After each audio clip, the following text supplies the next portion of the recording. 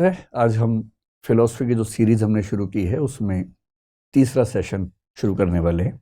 आज के लिए सोचा ये था कि हम चार्वाक दर्शन पर बात करें, जो कि भारत का एक अर्थ में सबसे जो बदनाम है, ज़्यादा लोकप्रिय वही होते हैं, आपको पता है समाज में आमतौर पर ऐसा ही होता है। लेकिन जब मैंने आज की क्लास के लिए थोड़ी प्लानिंग की और जब मैंने सोचा कि एक ऐसा व्यक्ति जिसको फिलॉसफी में कुछ नहीं पता अभी, उसको हम सीधे चार्वाक से शुरू करें, तो मुझे लगा कि वो जस्टिस नहीं होगा, अन्याय हो जाएगा।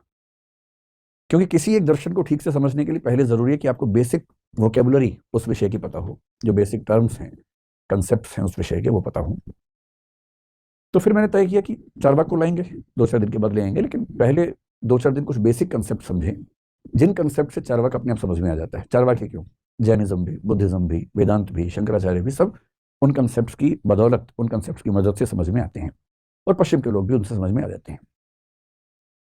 तो आज ये समझेंगे कि दर्शन का जो सबसे बुनियादी प्रश्न है, यानी कि अंतिम सत्य क्या है, what is the ultimate reality, ये सवाल क्या है, ये सवाल कहाँ से आया, इस सवाल का जवाब ढूंढने के लिए रास्ते कौन कौन से थे, कौन किस रास्ते पर चला, क्या जवाब ढूंढ के लाया, और क्या आज उन जवाबों की कोई अहमियत हमारे सामने बची है, अगर बची है तो कितनी बची है, ये सब समझेंगे। और फिर वहां से आपकी जिज्ञासाएं थोड़ी सी और बेहतर हो पाएंगी। तब हम तो मैं एक शब्द लिखता हूं, अल्टीमेट ट्रुथ, अंतिम सत्य क्या है। या देखिए, दर्शन में सत्य और सत्ता, ये भी दो अलग चीजें होती हैं। जब मैं कह रहा हूं कि ट्रुथ एक चीज है, तो ट्रुथ जरूरी नहीं है कि वही हो जिसको हम अल्टीमेट एग्जिस्टेंस कहें। और मैं आज जिस पर बात करना चाह रहा हूं वो अल्टीमेट एग्जिस्टेंस की बात है। यानी दरअसल वो कौन सी चीज है जिससे सब कुछ बना है, ये सारी दुनिया कैसे बनी, किसने बनाई, किस प्रोसेस से बनी। और जब दर्शन की बारीकियों में जाते हैं तो सत्य और सत्ता, ट्रुथ और एग्जिस्टेंस, ये भी अलग शब्द हो जाते हैं। जो पहला सेशन था, मैंने बताया था कि फिलोसफी के 3 बेसिक ब्रांचेस, जिनमें से एक मेटाफिजिक्स है, एक एपिस्टेमोलॉजी है, एक जिसको हम एक्सियोलॉजी कहते हैं। लेकिन फिलोसफी की जो मूल ब्रांच, जिसका इंटरेस्ट हम सबके मन में होता है, उस मूल ब्रांच का नाम मेटाफिजिक्स ही है। और मेटाफिजिक्स का मतलब क्या है, इस ब्रह्मांड के संबंध में अंतिम प्रश्नों के जवाब देना। हिंदी में इसको हम तत्व मीमांसा कहते हैं, मेटाफिजिक्स को। मेटाफिजिक्स को ही मोटे तौर पर एक और नाम से भी जानते हैं, जिसको बोलते हैं ओंटोलॉजी। तो कहीं आप ओंटोलॉजी शब्द पढ़ें तो इसका मतलब आपके स्तर पर यही है कि दोनों एक ही बातें हैं, एक ही शब्द को 2 तरीके से कहने का रिवाज है दर्शन में। मेटाफिजिक्स के 3 मूल प्रश्न मैंने आपको बताए थे, जिनमें से एक प्रश्न है इस संसार के बारे में, इस कॉस्मोस के बारे में, ये ब्रह्मांड, ये जगत, ये संसार कैसे बना, किसने बनाया, क्यों बनाया, ये सारे सवाल। दूसरा सवाल जो आपको ज्यादा इंटरेस्ट क्रिएट करेगा वो है आत्मा के बारे में, सोल, कॉन्शियसनेस बेसिकली। और तीसरा सवाल है ईश्वर के बारे में, जिसको बोलते हैं गॉड। कॉस्मोस से जुड़े प्रश्नों को कॉस्मोलॉजी बोल देते हैं, सृष्टि मीमांसा। जो आत्मा से जुड़े प्रश्न हैं उनको साइकोलॉजी बोलते हैं दर्शन में, मनोविज्ञान। और जो ईश्वर से जुड़े प्रश्न हैं उनको थियोलॉजी या ईश्वर मीमांसा कह देते हैं। इन पर तो हम बाद में बात करेंगे। आज इन तीनों को एकदम लेके बेसिक लेवल पर इसका जो फंडामेंटल क्वेश्चन है उस पर बात करेंगे। आपके चेहरे से ऐसा लग रहा है कि आज आपको अंतिम रहस्य समझ में आने वाले हैं। कुछ समझ में नहीं आने वाले, मैं तो पहले भी स्पष्ट कर रहा हूँ, ये मदारी वाला मामला नहीं है, ना बाबाओं वाला मामला है। हम झूठ नहीं बोलेंगे, हम सिर्फ ये बताएंगे कि लोगों ने क्या क्या सोचा। और सच ये है कि अंतिम सत्य किसी को नहीं पता है, सबके अपने अपने रास्ते हैं, अफवाहें हैं, अपनी अपनी राय है, ओपिनियंस है। हमें तो बस ये पता होना चाहिए कि ओपिनियंस क्या क्या हैं। और हमें सब पता होगा तो कोई हमें गलत नहीं बता पाएगा, हम उससे सवाल पूछ पाएंगे। पढ़ाई का असली उद्देश्य पता है क्या, कि आप किसी से भी अच्छे सवाल पूछ पाते हैं। उसके बाद कोई आपको 4 बातें बताए तो आप 2 सवाल पूछ के पोल खोल सकते हैं। असली उद्देश्य ये भी तो है कि हमें कोई ऐसे थोड़ा बहका देगा, पता होना चाहिए। तो शुरुआत इस बात से कि अंतिम सत्य क्या है, अंतिम सत्ता क्या है। अब देखिए, क्राइसिस क्या है, ये प्रश्न किसके मन में आया। आज की बात पर अगर मैं करूं तो आपने भूगोल स्कूल में पढ़ा होगा, ज्योग्राफी पढ़ी होगी, साइंस पढ़ी होगी। और जब कोई मुझसे कहता है ना कि मुझे बहुत कॉन्फिडेंस अपने ऊपर हो गया, जब कोई मुझे मिलता है बच्चा कि मैं ये कर दूंगा, मैं वो कर दूंगा, तो मैं उससे बोलता हूँ कि बेटा भूगोल का पहला अध्याय पढ़ लो एक बार। और ज्योग्राफी का चैप्टर 1 पढ़ने के बाद कॉन्फिडेंस कम हो जाता है। कम होना भी चाहिए, जरूरत से ज्यादा कॉन्फिडेंस ठीक भी तो नहीं है ना। और उस अध्याय को पढ़ के क्या पता लगता है, पता लगता है कि इस ब्रह्मांड में असंख्य आकाशगंगाएं हैं, गैलेक्सीज हैं। उन असंख्य गैलेक्सीज में से एक गैलेक्सी जिसका नाम मिल्की वे है, वो हमारी गैलेक्सी है। उस एक गैलेक्सी में असंख्य तारे हैं, स्टार्स हैं बहुत सारे। उन तारों में से एक छोटा तारा जिसका नाम सूर्य है, सन है, वो हमारा पड़ोसी है। पड़ोसी मतलब 15 करोड़ वर्ष, मतलब ये किलोमीटर की दूरी पर लगभग। उस सूर्य के साथ जो ज्ञात ग्रह हैं वो 9 के आसपास हैं, उस पर डिबेट चलती रहती है। उन 9 ग्रहों में से एक ग्रह पृथ्वी है। उस पृथ्वी पर 1 ट्रिलियन के आसपास स्पीशीज हैं, 1 लाख करोड़ स्पीशीज हैं। उन स्पीशीज में से एक स्पीशीज होमो सेपियंस सेपियंस है। इस दुनिया में आज के समय में 800 करोड़ होमो सेपियंस सेपियंस जिंदा हैं, उनमें से एक मैं हूं। ये मेरी औकात है। हम सबकी हैसियत दरअसल इतनी ही है। कई बार भाव आता है मन में कि अरे मैं हूं तो दुनिया चल रही है, मैं नहीं रहूंगा दुनिया कैसे चलेगी, ये भाव आता है मन में। इस उम्र में ज्यादा आता है आप लोगों की उम्र में। जब जब कॉन्फिडेंस ज्यादा होने लगे तो ये अध्याय पढ़ लीजिए, भूगोल वाला। जब कम होने लगे तो मोटिवेशन की स्पीच सुन लीजिए कि तुम क्या नहीं कर सकते, तुम वो सब सुन लीजिए। उससे थोड़ा सा गुब्बारा फूल जाता है थोड़ी देर के लिए और अच्छी फीलिंग आती है। दोनों की अपनी वैल्यू है। कॉन्फिडेंस होना भी जरूरी है जीवन में, और एक सीमा से ज्यादा हवा में उड़ना ठीक नहीं है, ये भी उतना ही महत्वपूर्ण है। ये तो हम जानते हैं ना, उस समय के मनुष्य को नहीं पता था। जब फिलोसफी की शुरुआत हुई उसको नहीं पता था कि आकाशगंगा क्या होती है, उस बेचारे को क्या पता कि तारे कितने होते हैं। वो तो समझिए कि एक ऐसी दुनिया में किसी को जाके पटक दिया, जैसे आपने वो पीके फिल्म देखी होगी, शायद पीके नाम था ना उस फिल्म का। किसी और ग्रह से कोई व्यक्ति आके गिर गया बेचारा, और वो मीनिंग निकालने की कोशिश कर रहा है कि ये क्या है, मैं कहाँ हूं। तो आज से 3 लाख साल पहले जब होमो सेपियंस सेपियंस बना, और आज से करीब 70-72 हजार साल पहले जब उसके अंदर सोचने की क्षमताएं विकसित हुई, जिसको कॉग्निटिव रिवॉल्यूशन कहते हैं। अब वो एक प्राणी, निहत्था सा प्राणी है इस संसार में। सोचने की क्षमता उसके पास है, लॉजिक है, रीजनिंग है उसके पास। और वो देख रहे कि सूर्य है, चंद्रमा है, पहाड़ हैं, नदियां हैं, बरसात आती है, पशु पक्षी हैं, कई पशु आते हैं हमला करते हैं। धीरे धीरे बनता हुआ समाज है, धीरे धीरे भाषा बनाने के प्रयास चल रहे हैं, पहली बार राज्य बनाने का प्रयास चल रहा है जिसमें एक व्यक्ति शासन करेगा। इस पूरे स्ट्रक्चर को, इस पूरे संसार को समझने की कोशिश ये व्यक्ति कर रहा है। ये साइंटिस्ट नहीं है, क्योंकि साइंस का कंसेप्ट ही नहीं है। ये धार्मिक व्यक्ति भी नहीं, क्योंकि उस समय धर्म भी नहीं आया है। एक बेसिक बुनियादी दिमाग लेके समझना चाह रहा है इस रहस्य को कि मैं कहां पटक दिया गया हूं, मैं किस दुनिया में हूं, कैसे समझूं कि ये दुनिया क्या है, कैसे बनी, और मेरी इसमें क्या स्थिति है। मेरे आसपास जो लोग मर रहे हैं, क्या वो खत्म नहीं हो गए? हम आए कहां से थे, जाएंगे कहां, कुछ नहीं पता है। अब ऐसे में लोग क्या करेंगे, सोचेंगे, जिज्ञासा से भर जाते हैं। जिज्ञासा से भरे हुए इस व्यक्ति के पास इनपुट बहुत कम है। देखिए, एक वैज्ञानिक जब निष्कर्ष निकालता है, कैसे निकालता है? उसके पास लॉजिक है, रीजनिंग है, प्रोसेसिंग है, लेकिन इनपुट भी तो है बहुत सारा। रिसर्च करता है, एक्सपेरिमेंट्स करता है, उन एक्सपेरिमेंट्स के रिजल्ट्स के बेस पर उनकी प्रोसेसिंग करके सही फैसले निकालता है, सही निष्कर्ष निकालता है। इसलिए फिलोसफी में कहते हैं कि जो चिंतक है वो 2 तरह का हो सकता है, या तो होगा मधुमक्खी जैसा, या होगा मकड़ी जैसा। और ये मधुमक्खी और मकड़ी का जो मामला है, स्पाइडर जो है, मकड़ी, और मधुमक्खी को आप हनी भी अगर कहें, ये 2 कंसेप्ट क्यों आते हैं फिलोसफी में या साइंस में भी आते हैं?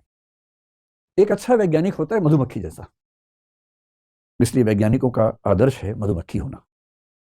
काटने के लिए नहीं, मतलब मधुमक्खी होने का दूसरा मतलब है यहाँ पर। मधुमक्खी कैसे काम करती है? वो इस फूल पे जाके, इस पे जाके, इस पे जाके, इन सब फूल पे जाके उन सबसे पराग के कण लेके आती है, और फिर उन सबकी प्रोसेसिंग खुद करती है, और प्रोसेसिंग करने के बाद क्या बना लेती है? हनी बना लेती है, शहद बना लेती है। यानी वो प्रोसेसिंग खुद करेगी, लेकिन प्रोसेसिंग जिस चीज पे करेगी वो इनपुट्स बाहर से लेके आएगी, यहां से लाएगी, यहां से लाएगी, यहां से लाएगी, रियल इनपुट्स होंगे। और उन इनपुट्स की प्रोसेसिंग अपनी उन क्षमताओं से, जो क्षमताएं ईश्वर ने, प्रकृति ने उसको दी हैं, उनसे प्रोसेसिंग करेगी, और तब जो निचोड़ निकलेगा उसको हम शहद कहते हैं। ज्ञान की दुनिया में इसको आप निष्कर्ष मान लीजिए, जजमेंट मान लीजिए। पर मधुमक्खी बन सके इसके लिए इनपुट बाहर से मिलना जरूरी है। अगर इनपुट ही ना हो तब क्या करें, या कम हो तब क्या करें? तो मकड़ी बनना पड़ता है।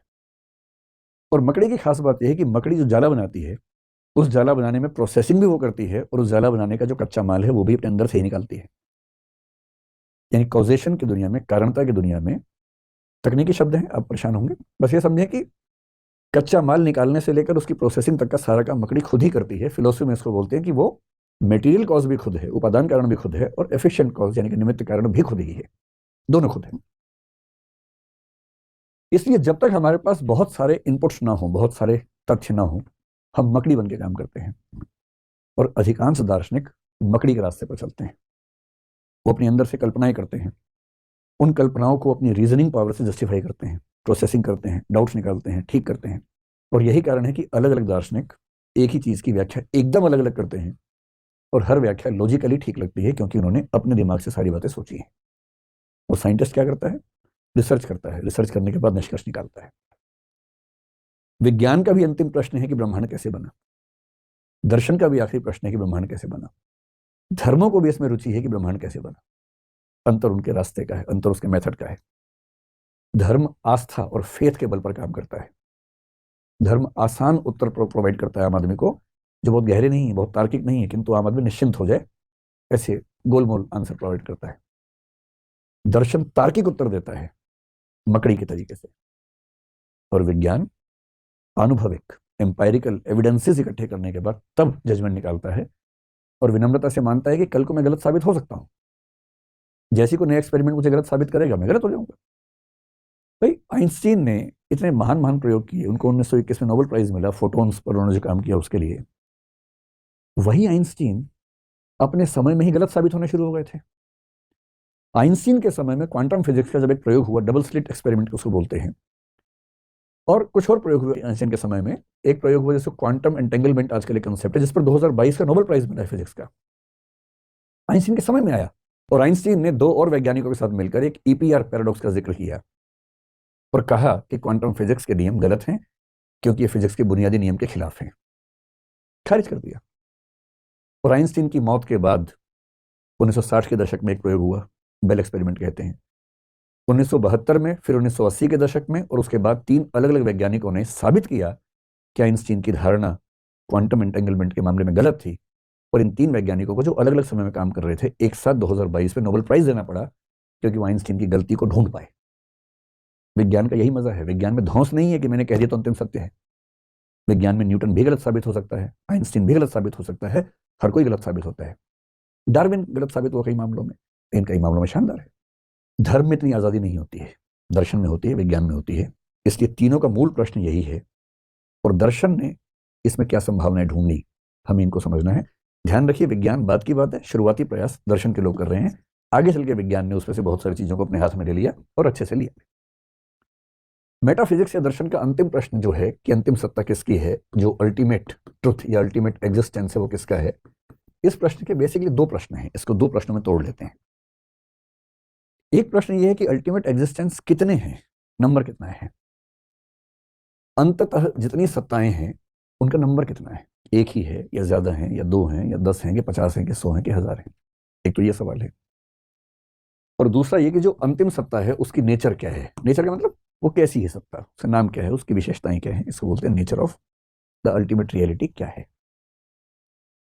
अब स्वाभाविक सी बात है कि जिज्ञासु व्यक्ति के मन में दोनों प्रश्न साथ साथ ही आए होंगे। ये एक ऐसा तो है नहीं कि एक प्रश्न पहले आएगा एक बाद में आएगा, साथ साथ ही आए होंगे। और जब हम सोचते हैं तो हमारे पास सोचने के 2 तरीके होते हैं सामान्य रूप से, तीसरा बाद में आता है। कोई आपसे पूछे कि भाई इस संसार में अंतिम सत्ताएं कितनी हैं, तो एक नजर में तो भाव ये आता है कि भाई इतना वैविध्य, डाइवर्सिटी दिख रही है, सब तो सत्य ही है, हम किसे खारिज करें। तो पहला आंसर स्वाभाविक रूप से अधिकांश लोगों के मन में आता है, जिसको हम बोलते हैं प्लूरलिज्म, यानी कि अनेकवाद या बहुत्ववाद। यानी बहुत सारी अंतिम सत्ताएं हैं, एक नहीं है, 2 नहीं है, बहुत सारी अंतिम सत्ताएं हैं। सरल भाषा में कहें, लोहा भी अंतिम सत्ता है, लकड़ी भी अंतिम सत्ता है, पानी भी अंतिम सत्ता है, आग भी अंतिम सत्ता है, हवा भी अंतिम सत्ता है। मैं कैसे कह दूं कि हवा और पानी एक ही है? मैं कैसे कहूं कि आग और पानी एक ही है? अलग अलग है। और जब इतनी सारी चीजें अलग अलग हैं, तो ये मान लेते हैं कि अंतिम सत्ताएं बहुत सारी हैं, इसमें कहाँ कोई दिक्कत है। अच्छा, जब आप कहेंगे बहुत सारी हैं, आम आदमी को बहुत सारी दिख रही हैं, तो आपको भाव क्यों देगा? सोचेगा आप तो वही कह रहे हैं जो मैं भी देखता हूँ, फिर आप किस बात के दार्शनिक हुए? तो दार्शनिकों को और धार्मिक लोगों को ना इससे चैन नहीं पड़ता है। उनको लगता है ना, इतनी सारी डाइवर्सिटी के मूल में कुछ तो होना चाहिए, कुछ तो होना चाहिए। और मन करता है कि किसी एक पे ही सारा थोप दे। एक आते ही ना मन को बड़ा एक संतोष मिलता है कि चलो फाइनली पता लग गया कौन है। ये वाला सेटिस्फेक्शन इतना परेशान करता है कि कुछ लोगों ने कहा ना भाई, अंतिम सत्ता केवल एक है। और जिन्होंने कहा कि अंतिम सत्ता केवल एक है, इनको बोलते हैं मोनिज्म या मोनिस्ट, यानी एकवाद। एकवाद सिंपल, अनेकवाद एकवाद, अनेकवाद वो हैं जो कहते हैं कि अंतिम सत्ताएं बहुत सारी हैं। एकवाद या एकवादी लोग वो हैं जो कहते हैं कि अंतिम सत्ता एक है, बस। लेकिन इस बीच में कुछ और लोग उभरे और बोले कि ना, अंतिम सत्ता ना तो अनेक है ना एक है, बल्कि दो हैं, और इनका नाम पड़ गया ड्यूअलिज्म या द्वैतवाद, जिसका मतलब है कि अंतिम सत्ताएं दो हैं। अब आप सोचेंगे कि दो का लफड़ा कहां से आ गया? अनेक समझ में आ रहा है कि बहुत सारी हैं। जैसे आप यहाँ पर इतने सारे लोग हैं, मैं कैसे कह दूं कि मतलब लक्ष्मण जो है और जो दूसरा व्यक्ति है संजीव है एक ही व्यक्ति है? नहीं, अलग अलग व्यक्ति हैं, आप सब अलग अलग व्यक्ति हैं। और यदि मुझे सबको रिड्यूस करना है तो मैं एक में ही करूंगा ना, कि एक ईश्वर है, उसी ने आप सबको बनाया। ये दो की बात कहां से आ रही है? लेकिन दर्शन में खास समस्या है, जिसकी वजह से कुछ लोग ड्यूअलिज्म की बात करते हैं, और उनकी मजबूरी है करने की। क्यों करते हैं? अगर आप ड्यूअलिज्म का आंसर सुन लेंगे तो बात सारी स्पष्ट हो जाएगी। ड्यूअलिज्म कहता है कि एक सत्ता है मैटर की और एक सत्ता है कॉन्शियसनेस की। मैटर को हिंदी में बोलते हैं जड़ पदार्थ या भौतिक पदार्थ, कॉन्शियसनेस को हिंदी में बोलते हैं चेतना या चेतन पदार्थ या चेतना कह लीजिए उसको। ये सारा खेल कैसे हो रहा है, अगर इन दोनों को समझेंगे तो पूरी कहानी स्पष्ट हो जाएगी, पूरी की पूरी कहानी स्पष्ट हो जाएगी। क्या कहानी है? देखिए, ये मैटर कॉन्शियसनेस की कहानी कैसे काम करती है। इस दुनिया में जितनी चीजें हैं ना, हम कोशिश करते हैं सबको सेट करते हैं कि एक के अंदर ही सेट हो जाए, कोशिश करके देखते हैं, ठीक।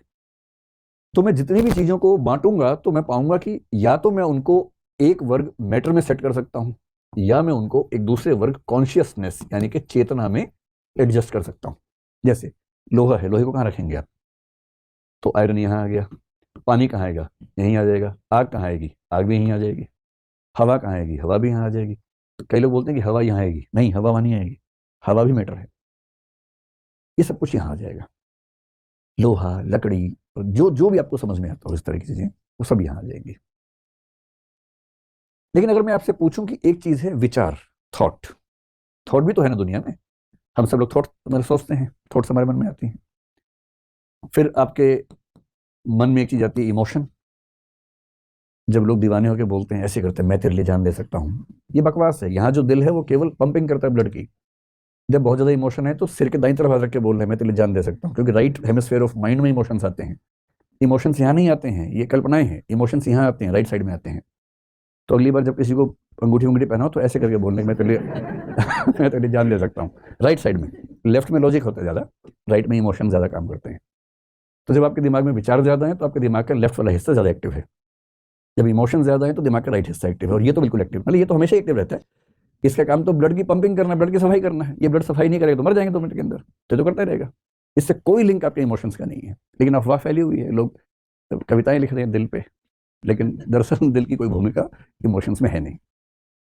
थॉट्स हैं, इमोशंस हैं, इसके अलावा कभी कभी आपकी विल पावर भी काम करती है कि मैं आज तो सिगरेट छोड़ ही दूंगा, मुझे कसम है मेरी मैया की, अगर मैंने सिगरेट पी तो।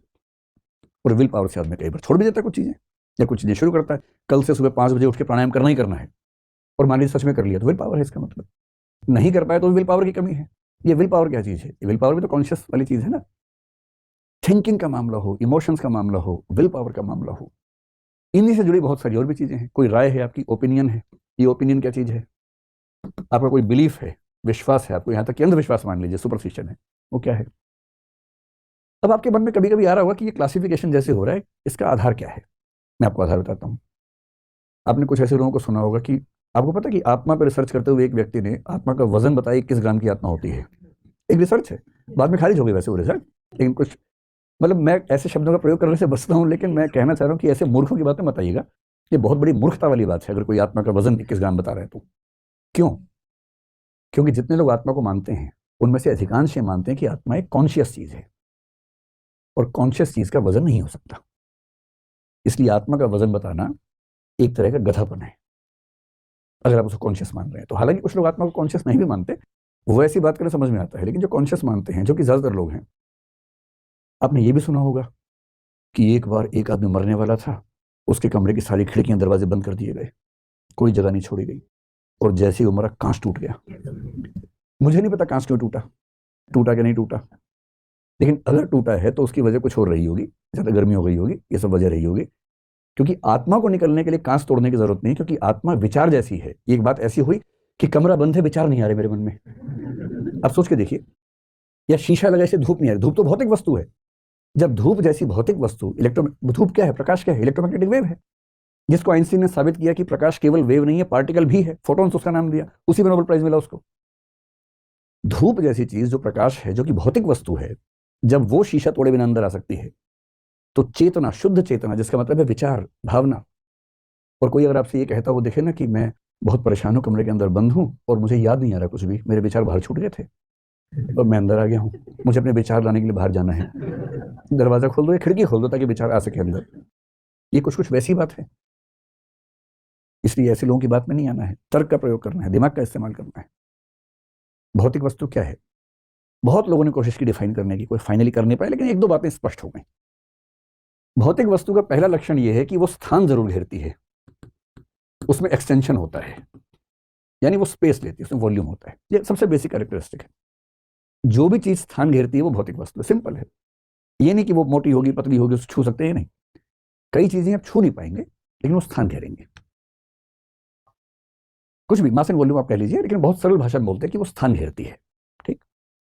दूसरा, कि भौतिक वस्तु जैसी भी हो, उसको कभी ना कभी किसी ना किसी तरीके से, जो हमारी इंद्रियां हैं, इंद्रिय समझते हैं, आंख, कान, नाक, जीभ, त्वचा, ये जो है 5 सेंसेस हैं, सेंस ऑर्गन्स हैं, इन 5 सेंस ऑर्गन्स में से किसी ना किसी सेंस ऑर्गन से इन्हें परसीव किया जा सकता है, प्रत्यक्ष किया जा सकता है, ज्ञान प्राप्त किया जा सकता है। लेकिन इसका मतलब ये नहीं है कि नंगी आंखों से आप देख लेंगे।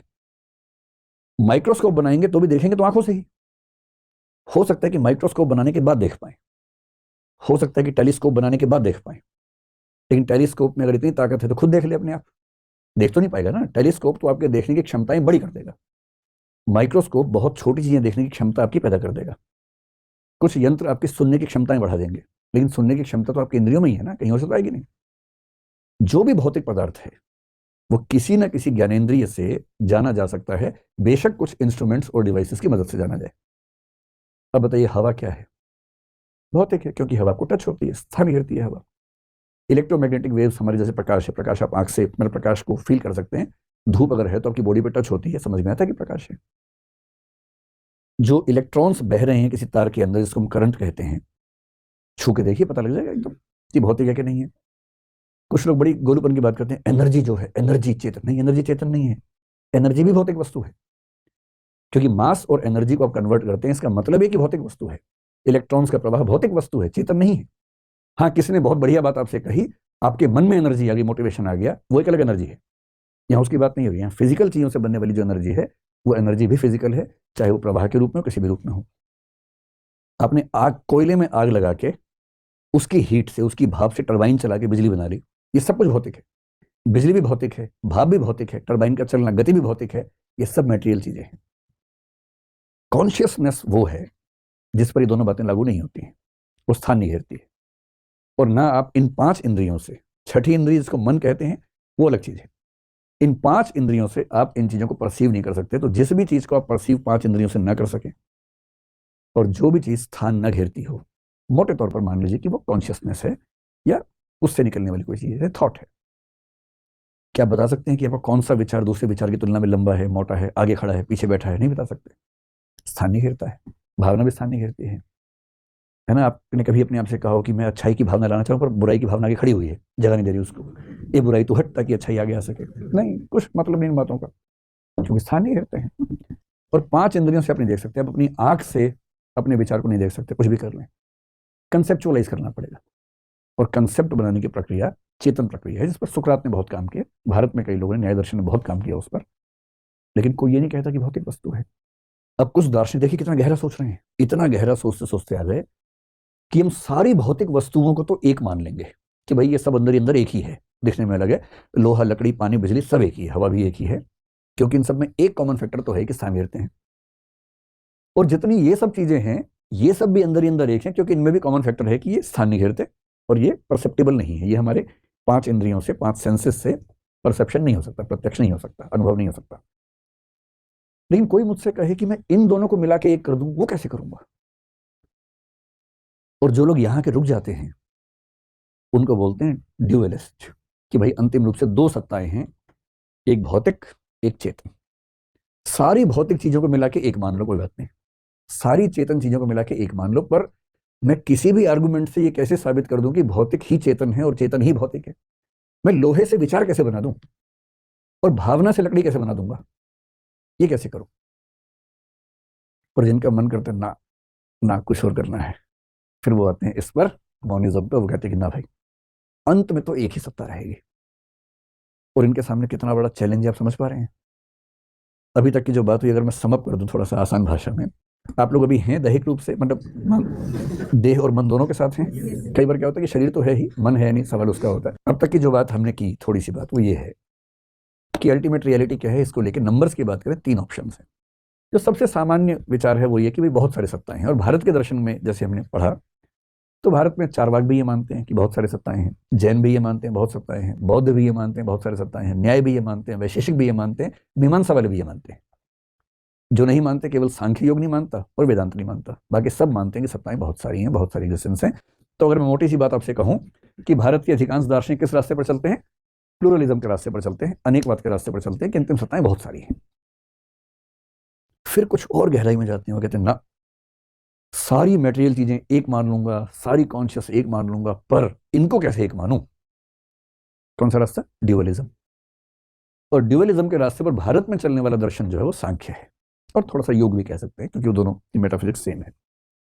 भारत में सांख्य और योग, मुख्य रूप से सांख्य रियल ड्यूअलिस्ट फिलोसफी है, एकदम द्वैतवाद।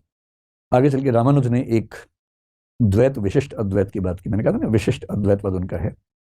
अंदर द्वैतवाद है, बाहर ऊपर से फिर बाद में पर्दा उसके ऊपर उड़ा दिया है अद्वैतवाद के जरिए, अंदर ही अंदर वो भी ड्यूअलिज्म को मानते हैं। और मध्वाचार्य पक्के ड्यूअलिस्ट है, उनका नाम ही दर्शन का द्वैतवाद है। ये 2-3 ब्रांचेस द्वैतवाद को मानते हैं, पर कुछ लोगों का मन नहीं मानता है, उनको चाहिए अंतिम सत्ता एक सिर्फ। और जो अंतिम सत्ता को एक मानते हैं, उनमें भारत में सबसे बड़े दार्शनिक हैं शंकराचार्य। उनका दर्शन क्या कहलाता है? अद्वैत वेदांत, अद्वैत वेदांत।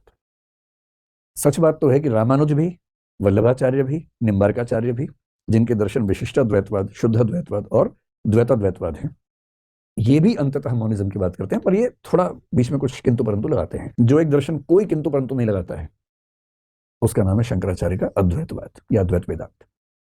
थोड़ी सी मात्रा में हम बौद्ध दर्शन की एक परंपरा माध्यमिक शून्यवाद है, उसको भी इसमें रखेंगे, लेकिन जब उसको पढ़ेंगे तब समझेंगे, तभी उसमें डाउट में नहीं जाना है। ऐसे पश्चिम में है, बहुत सारे दार्शनिक हैं। अब मेरे ख्याल से आप समझ गए कि संख्याओं के हिसाब से दर्शन 3 प्रकार के होते हैं। अब आइए नेचर के हिसाब से, और असली समस्या ये है कि अंतिम सत्ता जो है वो कैसी है। और कैसी है का मतलब क्या हुआ? आप अंतिम सत्ता के बारे में एक ऑप्शन ये मान सकते हैं, स्पेशली अगर आप मोनिस्ट हैं, अगर आप एकवादी हैं, आपको बताना पड़ेगा कि भाई वो जड़ है या चेतन है। इनमें से एक ही मान सकते हैं। एक तरीका है कि आप मान लें कि अंतिम सत्ता मैटर की है, यानी जड़ पदार्थ की है, चेतना की नहीं है। लेकिन आप समझ रहे हैं कितना संकट आपके सामने आने वाला है। आपको साबित करना पड़ेगा कि लोहे और लकड़ी से विचार कैसे पैदा हुए, क्योंकि आप चेतना की सत्ता नहीं मान रहे। आप समझ रहे हैं? मैं सिर्फ रिवाइज कर रहा हूं अपने आप में। आप समझ पा रहे हैं? ये तो नहीं लग रहा कि गलत विषय में घुस गए, भाई ज्यादा अच्छा था गाने वाने सुनना। मतलब वो भी अच्छा है, ये भी अच्छा है। जिंदगी को एक पक्ष में नहीं रहना चाहिए, हर पक्ष का मजा है। एक कवि हुए रघुवीर सहाय, हिंदी साहित्य में आधुनिक काल में, इतना बढ़िया लिख के गए, हम तो सारा का सारा लेंगे जीवन, हम तो सारा का सारा लेंगे जीवन, कम से कम वाली बात ना हमसे कहिए। ये थोड़ा ना कि केवल गाने सुनेंगे या केवल फिलोसफी पढ़ेंगे। दिन में फिलोसफी, शाम को गाना सुनिए, क्या दिक्कत है? मजा डाइवर्सिटी में, क्यों एक रास्ते पर चलना है? हर रास्ते पर चलिए। खैर, एक तरीका यह है कि हम मान लें कि अंतिम सत्ता जो है वो भौतिक वस्तु की है, जड़ पदार्थ की है। चैलेंज ये है कि आपको साबित करना पड़ेगा कि जड़ पदार्थ से चेतना यानी कि विचार यानी कि भावनाएं कैसे पैदा हुई। ये आसान नहीं है, नानी मर जाती है साबित करने में वैज्ञानिकों की, बहुत मुश्किल काम है। आज तक के सारे वैज्ञानिक मिलकर भी ये साबित नहीं कर पाए। मतलब हम सैद्धांतिक रूप से मान लेते हैं कि मैटर से लाइफ पैदा हुई होगी, अगर हम डार्विन को फॉलो करें। हालांकि डार्विन ने भी इसमें एक पेज लगा दिया, लेकिन आज तक किसी लेबोरेटरी में ऐसा हो नहीं पाया कि भौतिक वस्तुओं से जीवन पैदा करके दिखा दें। आज तक नहीं हुआ है, कोशिश चल रही है, बहुत सालों से चल रही है। कहानियां हैं, हाइपोथेसिस बहुत सारी हैं, धारणाएं बहुत सारी हैं, पर एक भी ऐसा रियल एक्सपीरियंस अब तक हुआ नहीं है। तो भौतिक पदार्थों से जीवन और जीवन के साथ चेतना, कॉन्शियसनेस, इसे कैसे पैदा करेंगे, ये सवाल तो आ ही जाएगा उसके बाद। दूसरा तरीका ये आप कहें कि नहीं भाई, अंतिम सत्ता एक ही है और वो है कॉन्शियसनेस। चेतना ही अंतिम सत्य है, विचार, भावना, चिंतन, मनन, संकल्प, जिसको हम आत्मा कहते हैं या आजकल की भाषा में मस्तिष्क कहते हैं, मस्तिष्क से निकलने वाले विचार कहते हैं, वो अंतिम सत्ता है। मानने में क्या जा रहा है, मान लीजिए, लेकिन तब आपको ये बताना पड़ेगा कि विचार से लोहा कैसे पैदा हुआ। दम है तो करके देख लीजिए, मन में सोचिए लोहे का विचार, लोहा सामने आ जाए तो मान लेंगे कि विचार से लोहा पैदा हो जाता है। और अगर लोहा सामने नहीं आ रहा है क्योंकि विचार करने से तो लोहे का विचार ही आता है लोहा तो नहीं आ रहा उससे। तो दूसरे जो वर्ग के लोग हैं, कॉन्शियसनेस को मानते हैं अंतिम सत्ता, उनके सामने संकट है कि कैसे कॉन्शियसनेस से मैटर को साबित करें। और कॉन्शियसनेस मानने वाले आमतौर पे मानते हैं कि जो अंतिम सत्ता है वो ईश्वर की है, वही परम कॉन्शियसनेस है, उसी से जगत का निर्माण हुआ है। जो पहले वाले हैं आमतौर पे ईश्वर को नहीं मानते, वो इस जगत को अंतिम सत्ता मान लेते हैं। तीसरे कुछ लोग हैं और गहराई में चले जाते हैं, वो कहते हैं कि ना, ना ये है ना वो है, जो अंतिम सत्ता है वो इन दोनों से न्यूट्रल है। अंतिम सत्ता तो है पर ना जड़ की है ना चेतना की है, इन दोनों से न्यूट्रल है। समझेंगे क्या कहना चाह रहा है एक व्यक्ति विशेष रूप से, शायद आपने नाम सुना होगा, स्पिनोजा नाम के एक व्यक्ति हुए हैं दर्शन में बहुत महत्वपूर्ण, उन्होंने ये बात कही। और बाकी फिर कुछ लोग जब बहुत थक जाते हैं, हार जाते हैं, फिर बोलते हैं नहीं यार, हम तो ना ड्यूअलिज्म को ही मान लेते हैं, और ड्यूअलिज्म का मतलब है कि अंतिम सत्ता जड़ की भी है और चेतना की भी है, हम क्यों इस झगड़े में पड़े, छोड़ो ना। लेकिन ड्यूअलिज्म से भी समाधान नहीं निकलता है, बहुत मुश्किल है। पश्चिम में एक दार्शनिक बेचारा लहूलुहान हो गया इसको साबित करने के चक्कर में, उसका नाम डेकार्ट है, आपने शायद सुना होगा। उसने कहा कि एक शरीर है हमारा, एक हमारी आत्मा है। वो बहुत प्रसिद्ध वाक्य आपने सुना ना कि I think therefore I am, मैं सोचता हूं अतः मैं हूं। ये जो विचार है, इसकी पूरी कहानी क्या है, वो रिसर्च कर रहा है। और फिलोसफी की रिसर्च लेबोरेटरी में नहीं होती है, वो किसी जंगल में अलग से कोने में बैठ के हो जाती है, क्योंकि वो सोच के करना होता है ना। उसने कहा कि मैं दुनिया की हर बात पे डाउट करूंगा, संदेह करूंगा, इसको बोलते हैं मेथड ऑफ डाउट। वो हर बात पे डाउट करता है। लोगों ने कहा धर्म में, उसने कहा बेकार की बात नहीं मानेंगे, जब तक मेरे हर प्रश्न का जवाब नहीं मिलेगा मैं कुछ नहीं मानूंगा। खूब डाउट किया, हर चीज पे डाउट किया, आसपास ये दिख रही है इन पे भी डाउट किया कि सच में है कि नहीं है। अंत में उसके मन में एक सवाल आया कि मैं हर चीज पे संशय कर रहा हूं, हर चीज पे डाउट कर रहा हूं, पर ये डाउट कौन कर रहा है? मैं ही तो कर रहा हूं। अगर मैं हर चीज पे डाउट कर रहा हूं तो कम से कम एक बात तय है कि कोई डाउट करने वाला तो है। तो डाउट करने के प्रोसेस में कम से कम एक को मानना पड़ेगा जो डाउट कर रहा है। अभी आप लोग कितने खुश हो रहे हैं, हाँ कितना अच्छा निष्कर्ष है, एकदम दो कौड़ी का निष्कर्ष निकला बाद में ये। बाद में पता लगा एकदम बकवास बात है, लेकिन उस समय लोग बड़े दीवाने हो गए इस बात के, बड़े दीवाने हो गए कि डाउट के प्रोसेस में एक चीज पे डाउट नहीं कर सकते, और वो ये कि कोई डाउट कर रहा है। तो डाउट कौन कर रहा है? आई थिंक का मतलब आई डाउट बेसिकली है, I doubt therefore I am, basically ये है। तो डाउट कौन कर रहा है? मेरा हाथ तो नहीं कर रहा, मेरा पैर तो नहीं कर रहा, नाक तो नहीं कर रही, माथा तो नहीं कर रहा। तो डाउट करने वाला कोई चेतन हो सकता है। वो डाउट हो ही रहा है, इसका मतलब मेरे भीतर कोई चेतना तो है ही। और ये कहानी सुना सुना के उसने साबित किया कि आत्मा होती है। इससे साबित हुआ कुछ नहीं, पर उसने कोशिश की, उसने अपनी तरफ से साबित करने का प्रयास किया कि आत्मा होती है। अब उसके सामने बड़ी दुविधा आ गई। उसने कहा कि आत्मा कॉन्शियस है, और ये शरीर क्या है? ये भी तो आप ही हैं। हम ऐसा ना बोलते हैं कि मेरा शरीर चल रहा है, आप बोलते हैं मैं चल रहा हूँ, उसको भी तो मैं ही बोल रहे हो भाई। और जब दुख होता है, चेतना होती है, तब आप क्या बोलते हैं? मैं सोच रहा हूँ। तो सोचने वाला भी मैं, चलने वाला भी मैं, जबकि सोचने वाला मैं चेतन है, चलने वाला मैं भौतिक है, शरीर है। अब उसके सामने बड़ा क्राइसिस है। उसने मान लिया कि शरीर एकदम अलग चीज है, चेतना एकदम अलग चीज है, आत्मा एकदम अलग चीज है। अब उसको ये समझाना है कि कभी कभी क्या होता है कि मेरा मूड खराब होने से मेरा शरीर निष्क्रिय होने लगता है। सबके साथ होता है। अगर आपका मन ठीक ना हो तो बॉडी भी काम नहीं करती है, और बॉडी को चोट लग जाए तो मन भी परेशान रहता है, दुख होने लगता है, बेचैनी होने लगती है। अगर ये दोनों एकदम अलग अलग हैं तो इनमें आपस में बात कैसे होती है? मन के तनाव का असर शरीर पे कैसे होता है, और शरीर की समस्या का असर मन पे कैसे होता है? और दर्शन की बहुत बड़ी समस्या जो डेकार्ट के सामने आई, अगर भौतिक वस्तु और चेतना एकदम भिन्न भिन्न है तो आप इनके बीच में इंटरेक्शन कर ही नहीं सकते। और उसके विचार का नाम ही क्या है? इंटरेक्शनिज्म। जो वो कर करके थक गया पर साबित कुछ कर नहीं पाया। कैसे साबित? आप कल्पना कीजिए, एक कमरे में एक लोहा रखा है, इधर एक विचार है। लोहा विचार से कुछ कहना चाहता है, किसी भी तरह से कह के देख ले कैसे कहेगा। और फिर विचार चाहता है कि मैं लोहे को कुछ कहूं, कैसे कहेगा?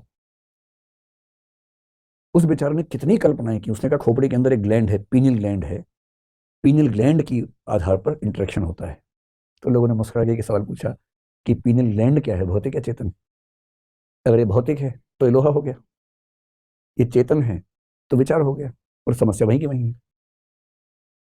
मतलब लहू लुहान हो गया बेचारा, कुछ साबित नहीं कर पाया। मतलब उस समय के लोगों ने खूब तालियां बजाई, वाह वाह क्या सोचा क्या सोचा है। लेकिन बाद के लोगों ने, क्या सोचते हो यार तुम, क्या इसमें तुमने ऐसा सोचा? इतना क्राइसिस है। और इस क्राइसिस में कुछ लोग देखिए जिद्दी लोग हैं, रात दिन पढ़ते हैं, इनको इतना मन करता है पढ़ने लिखने का, इतना सोचते हैं रात दिन। इसलिए जो सच्चा दार्शनिक है उसका परिवार ठीक नहीं चलता है, वो दिन भर सोचता ही रहता है। उसी घर में लोग जाते हैं खाना लेके, वो देखता रहता है क्या है ये, सच में है कि भौतिक है कि चेतन है कि क्या है, वो बेचारा उस लेवल पे आ जाता है। इसलिए आप देखेंगे महान कलाकार, महान साहित्यकार, महान दार्शनिक, महान गणितज्ञ आमतौर पर अकेले ही होते हैं। आजकल तो महान राजनेता भी, लेकिन पहले ये सब लोग अकेले ही चलते थे, परिवार के साथ सजता नहीं है।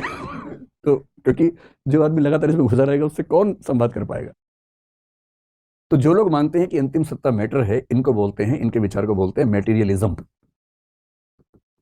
मेटीरियलिज्म को हिंदी में बोलते हैं भौतिकवाद या जड़वाद। इन दोनों का एक ही मतलब है, मेटीरियलिज्म, भौतिकवाद या जड़वाद। इनके सामने क्राइसिस केवल ये है कि कैसे भौतिक पदार्थ से चेतना को एक्सप्लेन करें। हम करेंगे इसको एक्सप्लेन, अच्छे से एक्सप्लेन करेंगे, लेकिन आज मैं चाह रहा हूँ कि इन सबका नाम आपको समझा दूं, कौन कौन चिंतक है थोड़ा सा नाम बता दूं, फिर एक एक करके उठाएंगे उनका, क्योंकि भौतिकवाद में फिर इवोल्यूशनिज्म भी आएगा, डार्विन भी आ जाएगा, क्वांटम थियरी तक आएंगे, आइंस्टीन कहाँ फिर, अभी तो क्वांटम थियरी ने तो हद कर दी है। क्वांटम का मतलब होता है एटॉमिक और सब एटॉमिक लेवल पे जो फिजिक्स है, जिसको मॉडर्न फिजिक्स कहते हैं, उसको बोलते हैं क्वांटम फिजिक्स या क्वांटम मैकेनिक्स कह लीजिए। अच्छा, जब फिजिक्स शुरू हुई, जब साइंस, साइंटिफिक रिवॉल्यूशन, पश्चिम की बात अगर हम करें, भारत में तो बहुत पहले की साइंस है, उसके बाद तो ऐसे हमें नए रिसर्च कम दिखे। यूरोप में रेनेसा के बाद से साइंस का डेवलपमेंट हुआ, 15-16 सेंचुरी से हमें साइंस दिखनी शुरू होती है, जब कोपरनिकस, गैलीलियो ये सब लोग हुए। ये सब खूब पिटे धर्म के हाथों, खूब इनकी पिटाई हुई, क्योंकि इन लोगों ने कुछ ऐसे निष्कर्ष निकाल दिए जो बाइबल के खिलाफ थे। जैसे बाइबल में माना गया कि पृथ्वी केंद्र में है, सूर्य आसपास घूमता है। जिसको बोलते हैं कि जो धारणा है वो जियोसेंट्रिक धारणा बाइबल के अंदर है कि केंद्र में पृथ्वी है। कोपरनिकस ने साबित कर दिया कि पृथ्वी घूम रही है सूर्य के आसपास। इसको बोलते हैं कि हीलियोसेंट्रिक कंसेप्ट उसने दिया कि सूर्य केंद्र में है। इस बात पे क्या क्या नहीं, उसको इतनी पिटाई हुई इस बात पर कि तुम बाइबल की बात को झूठा साबित कर रहे हो। उससे मैं क्या करूं, मतलब साबित यही हो रहा है, मैं क्या कर सकता हूँ। खूब उसकी भर्त्सना हुई, खूब मार पिटाई हुई, लेकिन बाद में साबित हुआ कि कोपरनिकस ही सही था। गैलीलियो ने कुछ ऐसी बातें कही, उसकी खूब ठीक से पिटाई हुई, और गैलीलियो से कहा कि माफी मांग लो चुपचाप, जिंदा रहना है। तो फिर से माफी मांग भी ली, पर माफी उसने इतनी रोचक मांगी, कभी पढ़िए नेट पे जाके गैलीलियो की माफी सर्च कीजिए। उसने माफी ऐसी लैंग्वेज में मांगी, उसने कहा मैंने जो रिसर्च की पूरी ईमानदारी से की, जो निष्कर्ष निकले पूरी ईमानदारी से निकाले, और मुझे लगता है निष्कर्ष सही है, लेकिन फिर भी किसी को खराब लगता है, मैं माफी मांगता हूँ। उसने माफी इस लैंग्वेज में मांगी, और उसके मरने के 500 साल के बाद चर्च ने उसको माफ किया। जबकि ये अपने अपने सवाल है कौन किसको माफ करेगा, लेकिन उसको माफ किया गया 500 साल के बाद, अभी 15-20-25 साल पहले की बात, उसको माफ किया गया है। तो वैज्ञानिक और दार्शनिक को तो वही खतरे झेलने पड़ते हैं, क्योंकि जब वो बोलेगा सच बात तो कईयों को मिर्च लगती है, सीधी सी बात है। जब ये साइंस का रिवॉल्यूशन हुआ, फिर 17वीं सेंचुरी में न्यूटन आ गया। न्यूटन एक बड़ा मतलब महत्वपूर्ण वैज्ञानिक हुआ, ग्रेविटी और जो उसके नियम है वो सब आए। हम मानते हैं कि न्यूटन से फिजिक्स एक तेज रास्ते पर आगे बढ़ी, लेकिन न्यूटन ने जो बातें कही उनमें से कुछ बातों को आइंस्टीन खारिज कर देते हैं। आइंस्टीन रिलेटिविटी की बात करें, जबकि उसके पहले साइंस में ये मानते हैं कि चीजें एकदम ऑब्जेक्टिव, एकदम फिक्स हैं। आइंस्टीन कहेंगे ना, चीजें रिलेटिव हैं, और पहली बार साइंस में सब्जेक्टिविटी आने की संभावना बनने लगती है। पर आइंस्टीन भी इस बात को नहीं मान रहे आगे चलकर। जब क्वांटम की बात है, उन्होंने कहा कि क्वांटम फिजिक्स पढ़ के लगता है कि जैसे भगवान पासे फेंक रहा हो। God does not play dices, God does not throw dices, no. इसका मतलब हम ही कम समझ पा रहे हैं, कुछ हिडन वेरिएबल्स हैं जो हम नहीं समझ पा रहे हैं। लेकिन वक्त तो वक्त है भाई। 1955 के आसपास आइंस्टीन की मृत्यु हुई है। उनके जीते जी कुछ प्रयोग ऐसे हो गए थे जो उनको खारिज कर रहे थे, और अब वो साबित हो गए गलत है। और क्वांटम फिजिक्स में एक जो नई धारणा आ रही है वो ना हिला के रख देगी सबको। और कुछ लोग ये मानने लग गए हैं कि क्वांटम फिजिक्स ने साबित कर दिया कि अद्वैत वेदांत ठीक है। ये भी एक व्याख्या है, ऐसा कुछ साबित हुआ कि नहीं हुआ समय की बात है। क्या प्रयोग है, अगर आपको इंटरेस्ट हो तो प्रयोग समझिए। एक प्रयोग है, बड़ा प्रसिद्ध है, अगर आपको साइंस में रुचि हो। मुझे साइंस में रुचि बहुत ज्यादा है, मुझे साइंस उतनी आती नहीं है, तो मैं अपने काम भर तरीके से कोशिश करता हूँ समझने की। क्योंकि जो स्कूल में साइंस पढ़ने का समय तब मैंने पढ़ी नहीं, तब मैं मेहनत कर करके सीखता हूँ कुछ कुछ, तो जितना समझ में आता है उससे कोशिश करता हूँ समझने की। डबल स्लिट एक्सपेरिमेंट कभी सर्च कीजिए नेट पे, बहुत प्रसिद्ध एक्सपेरिमेंट है, और ये मतलब पिछले 50-100 साल में लगातार इसके प्रयोग चल रहे हैं। प्रयोग ये है कि हम एक किसी सब एटॉमिक पार्टिकल को एक रास्ते से भेजेंगे और पैटर्न देखेंगे, और कंसेप्ट ये है कि अगर वो वेव है तो सामने की दीवार पे पैटर्न अलग तरीके से बनेगा, पार्टिकल है तो अलग तरीके से बनेगा। मोटी सी बात, पार्टिकल है तो आप समझ के चलिए कि अगर दो खिड़कियां हैं तो दो धाराएं बन जाएंगी। वेव है तो वेव क्योंकि टकराएगी आपस में, तो वो दो से ज्यादा धाराएं बन जाएंगी सामने की दीवार पर। ये बेसिक सा प्रयोग इस तरह का, नेट पे हजारों वीडियो के बारे में है, तो खूब प्रयोग किया। 19वीं शताब्दी की शुरुआत में एटम का कंसेप्ट आया। 19वीं शताब्दी के एकदम अंत में 1897 के आसपास इलेक्ट्रॉन की खोज हुई। 20वीं सेंचुरी की शुरुआत में न्यूट्रॉन की खोज हुई, प्रोटॉन की खोज हुई, न्यूक्लियस की खोज हुई, और इन सब की स्टडी को बोलते हैं क्वांटम फिजिक्स। मजे की बात है कि एटम के ऊपर की जो दुनिया चल रही थी, क्वांटम फिजिक्स में आके सारी धारणाएं चेंज हो गई। एकदम हिल गया है, पूरी फिजिक्स हिली हुई है इस समय। इसको मॉडर्न फिजिक्स कहते हैं आजकल। क्या एक्सपेरिमेंट हुआ है? एक्सपेरिमेंट ये हुआ कि जब हमने उसमें कुछ प्रयोग किए, प्रकाश को जब भेज के देखा, आइंस्टीन ने पहली बार कहा था कि प्रकाश एक वेव भी है और पार्टिकल भी। उससे पहले प्रकाश को वेव समझते थे, हम लहर समझते थे।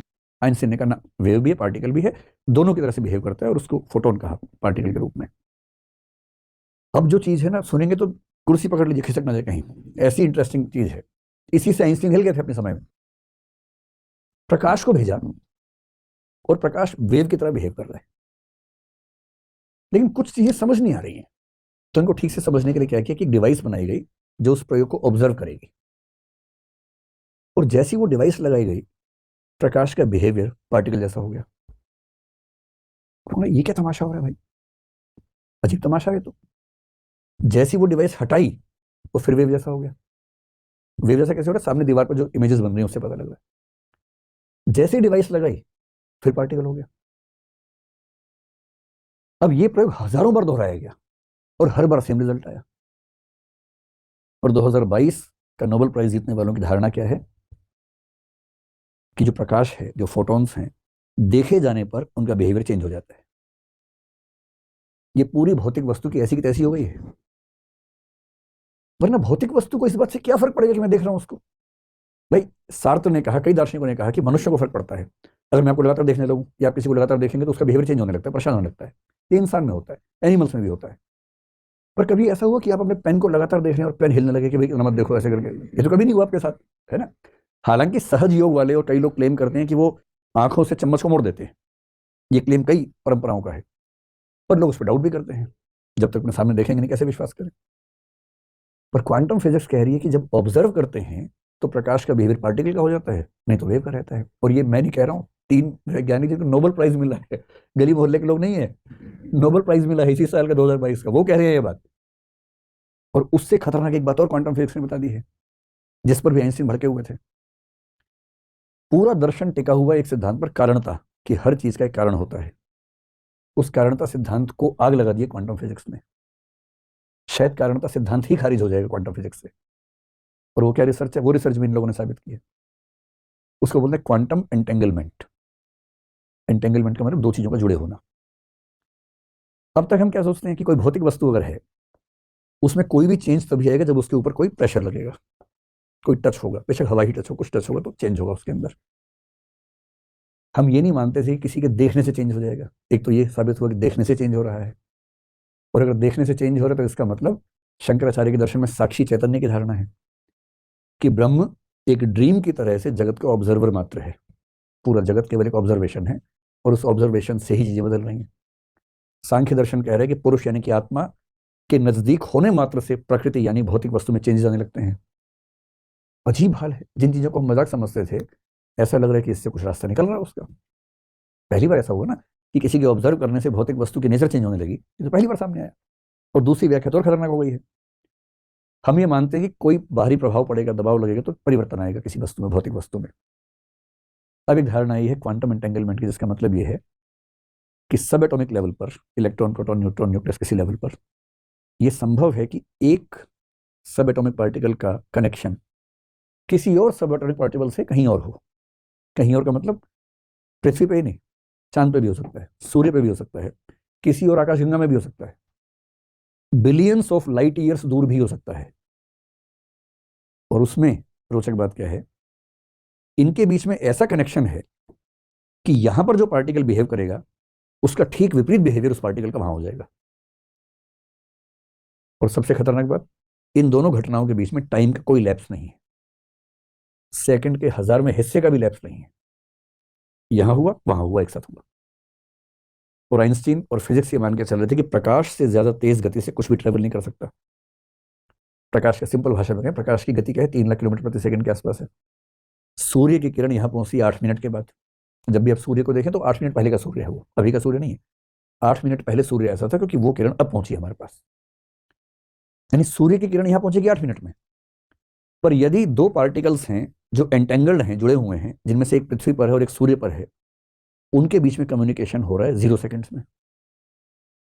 और इसी पर आइंस्टीन ने कहा था कि नहीं, ये कुछ गलत है, कुछ हिडन वेरिएबल से हम समझ नहीं पा रहे हैं। और इन 3 वैज्ञानिकों ने साबित कर दिया कि एकदम सही बात है। और अगर एकदम सही बात है तो हो सकता है कि इस पृथ्वी पर कुछ हो तो उसकी वजह इस पृथ्वी पर ना हो, कहीं और हिला हो, कुछ उधर हिला, यहाँ हिल गया और हम कह रहे हिल क्यों रहा है, हम उसको लगा रहे 2 झापड़ के लिए, हिल क्यों रहा भाई? वो बेचारा एंटेंगल्ड है किसी और आकाशगंगा से। और अगर प्रकाश की गति को भी खारिज करती हुई स्थितियां हैं, कम्युनिकेशन इतना फास्ट है, तो शायद निकट भविष्य में फिलोसफी में बहुत बड़े चेंजेस आने वाले हैं फिजिक्स के साथ साथ। एक अच्छा फिलोसफर आज के ज़माने में वो है जो फिजिक्स के साथ चले, केमिस्ट्री के साथ चले, बायोलॉजी के साथ चले। डार्विन का इवोल्यूशन पढ़े बिना आप दर्शन को पढ़ नहीं सकते आज के ज़माने में। मूर्खता होगी अगर आप केवल दर्शन पढ़ के काम चलाएं, साइंस को ना पढ़ें। बहरहाल, मेटेरियलिज्म यानी भौतिकवाद, इसका मतलब क्या है? जो मानता है कि अंतिम सत्ता भौतिक है और जो चेतना है, जो विचार है, वो सब कहाँ से बने हैं? भौतिक सत्ता से बने, मैटर से बने। अगर आपको जानना हो कि ये लोग कौन है, तो भारतीय दर्शन में, अगर इंडियन फिलोसफी में देखें, तो एक ही दर्शन है जिसका नाम है चारवाक, जिसके चक्कर में आज आप आए थे। पूरे भारतीय दर्शन में एक ही दार्शनिक है, एक ही परंपरा है, चारवाक, जो भौतिकवादी है। सिंपल मानते हैं कुछ चेतन वेतन नहीं होता, सब भौतिक होता है। उनसे पूछो कि चेतना कैसे बन गई, हम सोच कैसे पा रहे हैं, उनके एग्जाम्पल बड़े रोचक होते हैं। वो हमेशा खाने पीने में मस्त रहते हैं वो लोग। मैं हंसी मजाक में कह रहा हूँ, उनका चिंतन बहुत गहरा है। जब उनको पढ़ेंगे आज से 2-4 लेक्चर्स के बाद, तो आप पाएंगे बहुत गहराई से बात की है। और काफी हद तक उनकी कुछ बातें आज भी सही साबित हो सकती हैं, ये संभावना है अभी भी। उस समय वो कह रहे थे, और उनकी मूल पुस्तकें सारी खत्म हो गई। ये भी पुस्तक नहीं हमारे पास जो ओरिजिनल उनकी पुस्तक हो। जनरली उनके बारे में जो हम पढ़ते हैं, उनके आलोचकों के कंटेक्स्ट में पढ़ते हैं कि आलोचकों ने किस विचार की आलोचना की, निंदा की, क्रिटिसाइज किया। अब जो क्रिटिक्स के माध्यम से पढ़ेंगे तो सीधी सी बात है कि उनका पक्ष ठीक से सामने नहीं आएगा। कुछ तर्क छोड़ दिए होंगे, कुछ गलत तरीके से लाए होंगे, वो सब तो खतरा होता ही है ना। चारवाकों ने कहा कि चेतना कोई अलग चीज नहीं है। जैसे पान आप खाते हो, अगर उनके एग्जाम्पल ऐसे ही होते हैं, पान, शराब, वो सब एग्जाम्पल देते हैं। मतलब वो तो पता नहीं क्या देते हैं, जो कोट किया जाता है वही कोट किया जाता है। जैसे शराब है, उस समय शायद गुड़ से बनती हुई, तो उन्होंने गुड़ का एग्जाम्पल दिया। किण्वा दिभ्यो मद शक्तिवत विज्ञानम, उनका वाक्य है बड़ा प्रसिद्ध, जिनका मतलब ये है जैसे गुड़ है, गुड़ में नशा नहीं है, पर उसी गुड़ में जब किण्वन की प्रक्रिया होती है, फर्मेंटेशन की प्रक्रिया होती है, तो नशा आ जाता है। पान है, पान का पत्ता लाल नहीं होता, सुपारी देखेंगे वो भी लाल नहीं दिखती है, कत्था भी लाल नहीं है, चूना भी लाल नहीं है, पर जब इन सबको मिला के चबाते हैं तो लाल हो जाता है। ठीक वैसे ही ये पूरा ब्रह्मांड 4 महाभूतों से बना है। आपके मन में आपको 5 होते हैं, नहीं नहीं, चारवाक में 4 होते हैं। कई लोग 4 मानते हैं। आकाश छोड़ दीजिए, पृथ्वी, जल, वायु, अग्नि, इन 4 चीजों के अलग अलग अनुपात में मिलने से सब चीजें बनती हैं, और इसी के एक विशेष अनुपात से चेतना भी विकसित हो जाती है। उनका ये आंसर है कि चेतना कुछ नहीं है, भौतिक चीजों से बन जाती है। लोग कहते हैं क्या बात हो यार, कैसे बन सकती है? लेकिन आज के समय में फिर एक बात है, कंप्यूटर में सारी भौतिक वस्तुएं हैं, पर कंप्यूटर थिंकिंग कर पा रहा है, प्रोसेसिंग कर पा रहा है, लैंग्वेज के खेल भी खेल रहा है, ट्रांसलेशन भी कर रहा है, आर्टिफिशियल इंटेलिजेंस भी कर पा रहा है। तो यदि भौतिक वस्तुओं के बने हुए कंप्यूटर में ऐसी चीजें हो सकती हैं, तो भौतिक वस्तुओं से बने शरीर में क्यों नहीं हो सकता है? आजकल जब से कंप्यूटर और ये आर्टिफिशियल इंटेलिजेंस वगैरह है ना, वर्चुअल रियलिटी, चारवाक बहुत खुश है कि हमारी बात काफी ठीक साबित होने वाली है। लेकिन इतने में क्वांटम आ गया। वो कह रहे कि देखने से भौतिक का व्यवहार चेंज हो, उससे ये लोग बहुत खुश हैं कि कॉन्शियसनेस भौतिक वस्तु को भी चेंज कर सकती है। वो क्वांटम क्वांटम कर रहे हैं आजकल तो, और चारवाक कंप्यूटर कंप्यूटर कर रहे हैं। तो भारत में चारवाक हैं। और आधुनिक काल में देखें तो एक व्यक्ति का नाम शायद आपने सुना होगा, M.N. रॉय, सुना है इनका नाम? मानवेंद्रनाथ रॉय। ये एक मार्क्सवादी विचारक थे, बाद में मार्क्सवाद से हट गए थे।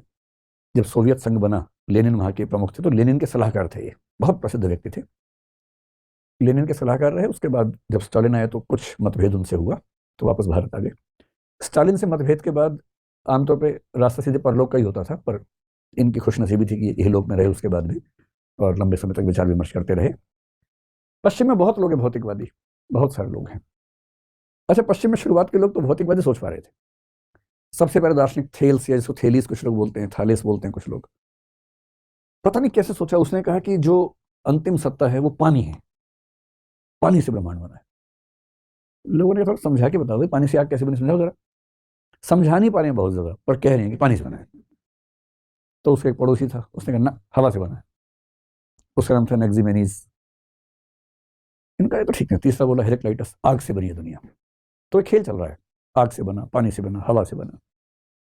उसके बाद जाके एम्पेडोक्लीज नाम का आदमी, हम इन सब के बारे में पढ़ेंगे, उसने बताया, वो एकदम चारवाक का भाई है वहां पर। समझ लीजिए चारवाक कुंभ के मेले में क्या गुम हो गया, दो भाई, एक भाई चला गया ग्रीस में, एक भाई रह गया यहाँ पर। तो उस भाई का नाम एम्पेडोक्लीस है। वहां कह रहे 4 महाभूतों से दुनिया बनी है, वही 4 जो चारवाक कह रहा था। फिर तो डेमोक्रिटस नाम का एक बहुत प्रसिद्ध दार्शनिक हुआ जो कहता है कि परमाणुओं से दुनिया बनी है। भारत में तो 4 दर्शन परमाणुवाद की बात करते हैं, पश्चिम में भी कुछ लोग करते हैं, यानी कि कई लोग हैं। और आधुनिक काल में अगर आपको एक व्यक्ति का नाम ध्यान रखना हो तो कार्ल मार्क्स का नाम तो आपको पता ही होगा। आधुनिक काल का सबसे बड़ा भौतिकवादी कौन है? कार्ल मार्क्स है। जो इनको नहीं मानते वो कहते हैं भाई कॉन्शियसनेस ही अंतिम सत्य है, और जो व्यक्ति माने कॉन्शियसनेस, उसकी विचारधारा को बोलते हैं आइडियलिज्म, या कहीं कहीं बोल देते हैं स्पिरिचुअलिज्म। हिंदी में प्रत्ययवाद या विज्ञानवाद या अध्यात्मवाद 3 नाम चलते हैं, लेकिन शब्द अंग्रेजी का लेंगे तो उससे समझना आसान रहेगा ताकि कंफ्यूजन ना हो। हिंदी में अनुवाद कई बार अलग अलग पुस्तकों में अलग अलग होता है। जब भी कोई बोले आइडियलिज्म समझ रहे अंतिम सत्ता चेतन पदार्थ की है। इनके सामने क्राइसिस क्या है कि चेतन से भौतिक कैसे साबित करें, विचार से लोहा कैसे बना, कैसे समझाएं। तो 2 तरीके होते हैं, एक ये कि लोहा है ही नहीं, सिर्फ विचार है, और दूसरा ये कि विचार जो है भ्रांति है, भ्रम है, इल्यूजन है। भारतीय परंपरा की बात करें तो शंकराचार्य इसमें सबसे ऊपर है अद्वैत वेदांत, और ये मानते हैं कि जो भौतिक वस्तु है वो मिथ्या है। आपने शब्द सुना मिथ्या?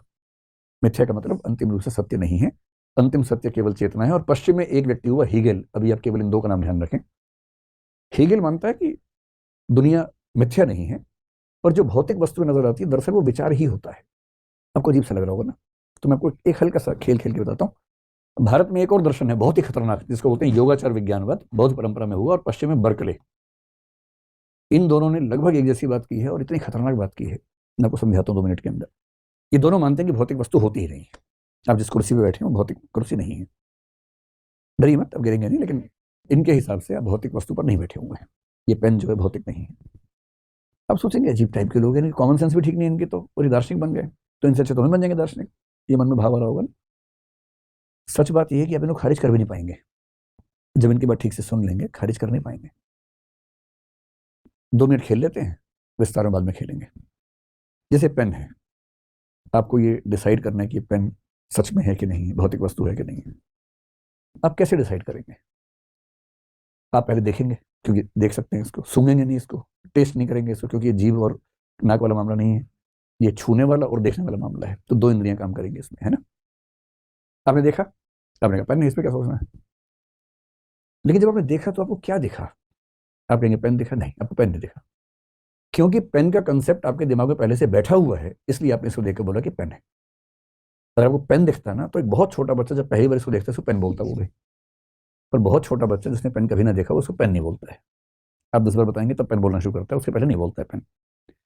तो आपने देखा क्या? एक लगभग 5-6 इंच की आकृति जो बहुत पतली सी, थोड़ी गोलाकार है, आगे से थोड़ी सी नुकीली है, ऐसी आकृति आपको दिखी, पेन नहीं दिखा। पेन तो आपने बोला उसको। कितना हंस रहे हैं कि भैया ये तो जादू होने वाला लगता है। सच में जादू हो जाता है भाई। योगाचार विज्ञानवाद बर्कले के हाथ में पड़ जाओगे ना, वापस आते हुए खुद तो संभाल के आओगे कि मैं बचा रहा हूँ किसी तरह से, भौतिक बड़ी दिक्कत है उनके सामने। तो आपने जो, फिर आपने छुआ, हो सकता दबाने वाला पेन भी होता है, कई बार आपने छू के ऐसे किया, पर क्योंकि आपको पहले से पता है कि ऐसे दबाने वाली चीज पेन होती है, इसलिए आपने पेन बोल दिया, वरना आप नहीं बोल पाते। वरना आप क्या बोलते? कुछ है जो कठोर है और गोलाकार है, इतनी लंबाई है, और चुभने वाला नहीं है, बहुत सॉफ्ट भी नहीं है कि दब जाए, कठोर सा कुछ है। और फिर आपने क्या किया? आपने एक विशेष किस्म की आकृति में जब कठोरता का अनुभव भी ऐड हो जाए, खास किस्म का, उनको दिमाग में जोड़ के एक नाम दे दिया पेन। और जब जब वो अनुभव मैच होने लगे, आप बोलने लगे मेरे हाथ में पेन है। इतना ही खेल है। आपको लग रहा है गलत जगह है भाई, ये तो लगता है कुछ गड़बड़ करेगा, मजारी वाली फीलिंग आ रही है आप लोगों को कि, है ना। लेकिन दरअसल आप देखें, ये दर्शन में बहुत बड़ी समस्या है।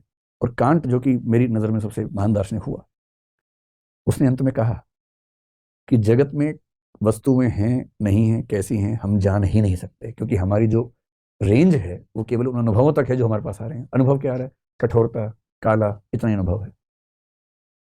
उसके बियॉन्ड चीजें हैं या नहीं हैं, तो ऐसी ही है या नहीं, हम दावा नहीं कर सकते। पर उसने कहा कि जो हम जान रहे हैं वो फिनोमिना है, जो हम सबको दिख रहा है पेन। जो नहीं जान पा रहे वो नॉमिना है, जो वास्तविक वस्तु है, उसको हम जान ही नहीं सकते हैं। अब जो इस लेवल पर चला जाता है, वो कहता है कि भौतिक वस्तु थोड़ा मिले, हमें दो तरह के अनुभव मिले, और अनुभव जो मिले वो चेतना को मिले, विचार के रूप में मिले। तो विचारों की दुनिया है। कुछ विचार 2 इंद्रियों से ज्ञात हो रहे हैं, कुछ विचार 3 से ज्ञात हो रहे हैं, कुछ 1 से ज्ञात हो रहे हैं। कुछ कुछ ऐसा खेल समझ लीजिए, अगर आपको इंटरेस्ट होगा तो इसको आगे बढ़ेंगे, वरना ज्यादा लोड मत लीजिए। शंकर ने कहा कि अंतिम सत्ता ब्रह्म की है और ये जगत मिथ्या है। हीगल ने कहा कि ब्रह्म ही समझ लीजिए, जगत में मिथ्या नहीं है, विचारों के रूप में है। ये एग्जाम्पल मैं कई बार आपको देता हूं।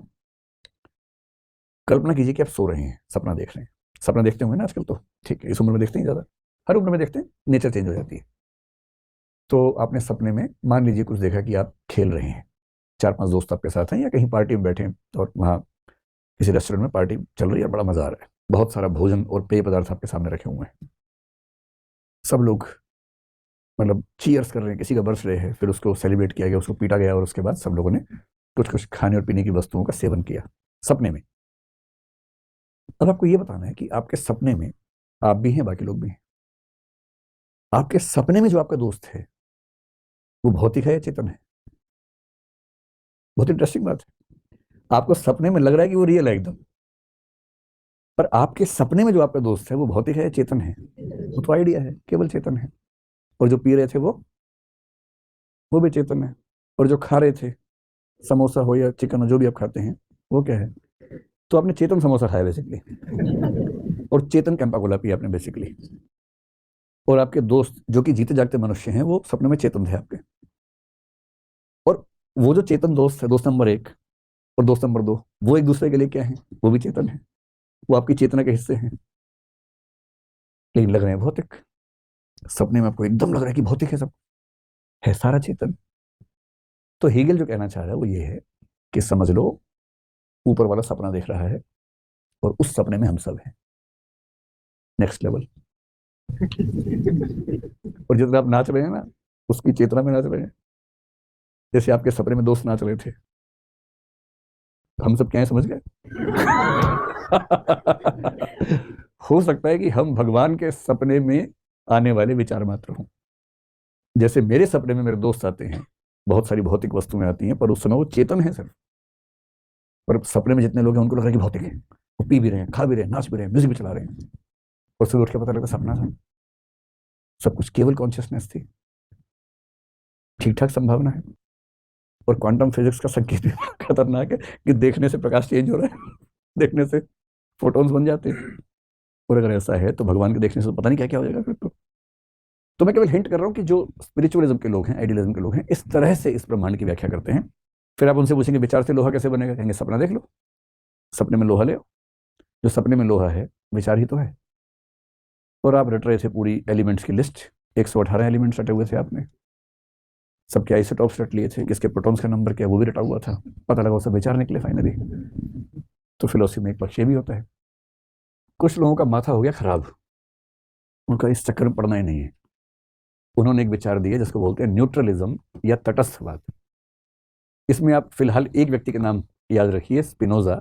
हालांकि विलियम जेम्स, बर्टन रसेल, ये सब लोग भी, भारत में इस विचार का समर्थन नहीं हुआ है, इसलिए आपको इंडियन फिलोसफर इसमें नजर नहीं आएगा। स्पिनोजा हैं जो 18th सेंचुरी के आसपास के व्यक्ति हैं, बहुत प्रसिद्ध व्यक्ति हैं। और बर्टन रसेल और विलियम जेम्स ये 20th सेंचुरी की शुरुआत के लोग हैं। जेम्स अमेरिका में, रसेल इंग्लैंड में थे। स्पिनोजा का पक्ष समझिए, 1 मिनट समझ में आ जाएगा। वो कह रहे कि देखो जो परम तत्व है भगवान है ना, उसमें अनंत गुण है। अच्छा, इस बात को समझने के लिए एक अच्छी सी कल्पना करते हैं। हमारे पास 5 इंद्रियां हैं, और मैंने कई मूर्खों को कहते सुना कि भगवान नहीं है क्योंकि भगवान दिखता नहीं है। ये मूर्खता का लक्षण है। मतलब अगर भगवान का दावा करते हैं तो भी मूर्खता का लक्षण है, उसके नहीं होने का दावा करते तो भी वैसा लक्षण है। कहने का तर्क दे रहे हैं भगवान दिखता नहीं है इसलिए भगवान नहीं है। अरे भगवान अगर होगा और मजे लेना चाहिए आपके, तो ऐसा कर सकता है कि आपको ऐसा बनाए कि 5 इंद्रियां दे, और छठी इंद्रिय जिससे वो ज्ञात होता है वो ना दे आपको, और आप ऐसे घूम रहे हैं कि भगवान नहीं, भगवान नहीं। कल्पना कीजिए, एक शहर के बारे में सुना मैंने जब बचपन में कहानियां सुनता था, आपने भी सुनी होगी, कि एक देखने वाला आदमी अंधों के शहर में चला गया है। आपने सुनी है कहानी? हमारे स्कूल में थी ये कहानी, मुझे इसका कहानी का नाम ध्यान नहीं है, मैं आपको समझाता हूँ। एक आदमी है, उसकी आंखें ठीक आदमी है, एकदम स्वस्थ आदमी है, गलती से एक जगह चला गया जहां कोई नहीं देख सकता है। कोई ऐसी प्रॉब्लम हुई होगी, कोई पेंडेमिक हुई होगी, वहां एपिडेमिक हुई होगी, उसके बाद से कोई देख ही नहीं सकता है। और एज्यूम कीजिए कि 10,000 साल से उस परंपरा में किसी ने देखा ही नहीं, तो वो लोग ये भूल भी गए कि कोई देखता था हमारे यहाँ। उनको देखना पता ही नहीं क्या होता है, और ये आदमी चला गया। अच्छा वो देख नहीं पा रहे तो उनकी बाकी इंद्रियां ज़्यादा स्ट्रांग हो गई हैं तो उससे सारा काम चला लेते हैं। भाई कितने जीव हैं जो नहीं देख पाते हैं, 3 इंद्रियों वाले जीव, 2 इंद्रियों वाले जीव काम चलाते हैं वो भी अपना, इससे क्या फर्क पड़ता है, हम देख पाते हैं। तो 5 इंद्रियों वाले जीव कौन है? मनुष्य है, जैसे गधा है, कुत्ता है, घोड़ा है, ये सब। तुलना मत कीजिए, लेकिन हाँ हम कुछ ही जीव हैं जो 5 इंद्रियों वाले हैं, हम उस कैटेगरी में सबसे समझदार जीव माने जाते हैं, ठीक है। अब एज्यूम कीजिए कि आप एक ऐसी सभ्यता में गए जहाँ कोई देख नहीं सकता। अब वो आदमी गया, मैंने कहानी स्कूल में पढ़ी थी, स्कूल मतलब सिलेबस में थी हमारे। अब वो आदमी वहां गया, कुछ लोगों ने उसको पकड़ लिया कि कोई विदेशी आ गया है। उसने पूछा आप लोग देख नहीं पाते? वो आपस में क्या बात करें कि ये कुछ ऊल जरूर बोलता है। कह रहे देख नहीं पाते, ये क्या होता है? अरेस्ट करो, उसको लेके चलो। पुलिस के पास लेके कंप्लेंट क्या लिखवाएगी कि ऊल जरूर तरीके से बातें करता है, कहते हैं देख नहीं पाते, मीनिंगलेस बातें बोलता है। वो पुलिस वाले से ऐसे कह रहे भैया मैं सच में देख पाता हूँ, आप भी नहीं देख पाते? पुलिस वाला कह रहा गवाह मैं ही हूँ कि ये ऊल जरूर बात करता है, मेरे सामने भी कर रहा था। अरेस्ट हो गया, केस चला, जजेस की बेंच बैठी थी। वहां जज ने पूछा भी क्या बात है, वकील ने पूछा क्या बात है, उसने कहा अरे सर मैं देख सकता हूँ, आपको पता नहीं है देखना क्या होता है, मैं आपको देख पा रहा हूँ, आप मेरे सामने बैठे हैं, आपने ऐसे कपड़े पहने, मैं आपको देख पा रहा हूँ। जज आपस में बात कर रही है, सही आरोप है। हमारे सामने भी अपराध कर रहा है। तो फिर फैसला हुआ कि ये आदमी गलत बातें बोलता है, भड़काता है सब लोगों को, कुछ ऐसी शक्तियों की बात करता है जो सुपरनेचुरल हैं, जो किसी मनुष्य के पास नहीं होती हैं। ये ओझा किस्म का आदमी लग रहा है, तांत्रिक किस्म का आदमी लग रहा है, और ये समाज को परेशान कर रहा है, इसको कड़ी से कड़ी सजा दी जानी चाहिए। तो 10 साल की कैद दे दी उसको, लो भाई। अब वो परेशान है कि यार मैं तो सच बोल रहा हूँ कि मैं देख पा रहा हूँ। तो इसके नेक्स्ट लेवल पर चले जाइए, क्योंकि हम तो देख पा रहे हैं ना। नेक्स्ट लेवल हो सकता है कि ईश्वर को जानने का तरीका हो कोई छठी या 7वीं इंद्रिय जो ईश्वर ने हमें दी नहीं, और हमारे आसपास बैठ के मजे ले रहा हो हमारे। जैसे कोई व्यक्ति अगर नहीं देख पा रहा, वो बेचारा ऐसे अनुमान कर रहा है, और कोई उसको परेशान कर रहा है, उसके पीछे पीछे घूम रहा है, वो ऐसे ट्राई कर रहा, नहीं पकड़ पा रहा उसको, या अपने पीछे पीछे घूम रहा है। ये भी तो हो सकता है ईश्वर हमारे पीछे पीछे मजे ले रहा हो हमारे, क्योंकि उसने हमें वो शक्ति दी ही नहीं जिससे हम उसको जान सकें। बाकी शक्तियां दी कि लो मजे लो आपस में, लेकिन मुझे नहीं जान सकते भाई, अपने आप को जानने लायक नहीं दूंगा, बाकी तुम सब जानो, ऐश करो। और इसलिए एक शायर ने बड़ा अच्छा शेर लिखा है, सलीका ही नहीं शायद उन्हें महसूस करने का, सलीका ही नहीं शायद उन्हें महसूस करने का, जो कहते हैं खुदा है तो नजर आना जरूरी है। क्यों जरूरी नजर आना भाई? बिना नजर आए भी तो हो सकता है, ऐसी हजार चीजें जो नजर नहीं आती तब भी हो सकती हैं। इसलिए स्पिनोजा की बात समझिए तो एज्यूम कीजिए कि ईश्वर है जिसके पास हजारों लाखों असंख्य गुण हैं, और उसने सिचुएशन क्रिएट कर दी कि मनुष्य और बाकी प्राणी मेरे 2 ही गुण देख पाएंगे, और उनमें से एक गुण का नाम होगा मैटर, एक गुण का नाम होगा कॉन्शियसनेस। बाकी मेरे गुण जानने की शक्ति मैं इनको दूंगा नहीं, मूर्खों को। और आप इन 2 को पकड़ पकड़ के नाच रहे हैं कि जड़ है कि चेतन है, चेतन है कि जड़ है, और ईश्वर मजे ले रहा है कि 500 और हैं, वो तो बताया नहीं मैंने तुम्हें अभी, वो तो बताया ही नहीं। इसलिए स्पिनोजा कह रहा है कि अंतिम तत्व जो है वो न्यूट्रल है, वो ना जड़ है ना चेतन है। हमारी लिमिटेशन है कि हम उस न्यूट्रल की केवल 2 पावर्स को देख पा रहे हैं, मैटर और कॉन्शियसनेस को। इससे अंतिम सत्य मैटीरियल या कॉन्शियस हो जाए ऐसी बाध्यता नहीं है, ऐसी कंपल्शन नहीं है। अब कितना गहरा दर्शन है, स्पिनोजा बहुत गहरे दार्शनिक है, बहुत ही गहरा दार्शनिक है। और स्पिनोजा दुनिया के उन लोगों में है जो नियतिवाद को मानते हैं, डिटर्मिनिज्म, जिसका मतलब जो कुछ भी हो रहा है वो हम नहीं कर रहे, वो वहां से डिसाइडेड है। और उससे लोगों ने कहा कि इससे तो दुनिया चलेगी नहीं, बोले ना चले, सच तो सच ही रहेगा। अब दुनिया चलाने के लिए झूठ बोल दूंगे थोड़ा ना होगा, सच में ऐसा है। Everything is predestined, predetermined. आप में से जो लोग ऐसे ऐसे कर रहे हैं ना, बहुत बढ़िया, हाँ, गर्दन भी आप नहीं हिला रहे हैं, ये भी ऊपर से हिलाई जा रही है। हम सब कठपुतली हैं, तार किसी और के हाथ में, वो तार हिलाता है और सामने के लोग समझ रहे हैं कि आप हिल रहे हैं। कुछ नहीं, ये हाथ भी ऐसे नहीं हिल रहा है, पार से हिल रहा है।